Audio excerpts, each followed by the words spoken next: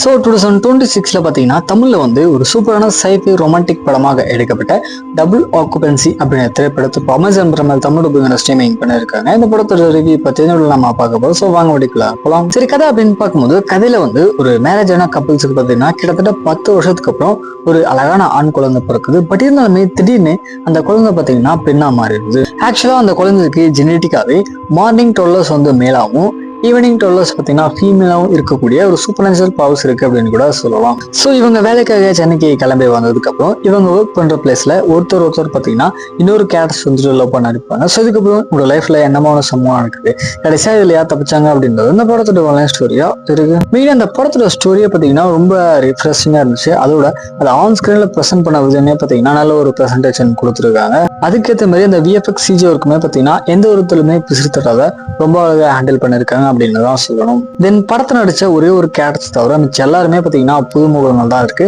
So எல்லாருமே on ஸ்கிரீன்ல ஒரு நல்ல பர்ஃபார்மன்ஸை கொடுத்துருக்காங்க. இந்த படத்தோட வில்லன் ரோலை பொறுத்த வரைக்கும் ஓரளவுக்கு ஓகேவா இருக்கு, இன்னும் கொஞ்சம் ஸ்ட்ராங்கா எழுதிருக்கலாம். இந்த படத்துல வரக்கூடிய ரொமான்டிக் லவ், அதுக்கப்புறம் அப்பா அம்மா இல்லாத அந்த ஃபீலிங்ஸ் இதெல்லாமே பார்த்தீங்கன்னா படம் பார்க்கும்போது ரொம்ப அழகா கனெக்ட் ஆச்சு. ஆனா படத்தோட கிளைமேக்ஸை முடிச்ச விதம் பார்த்தீங்கன்னா கொஞ்சம் ஏனோ தானோ தான் முடிச்சிருக்காங்க.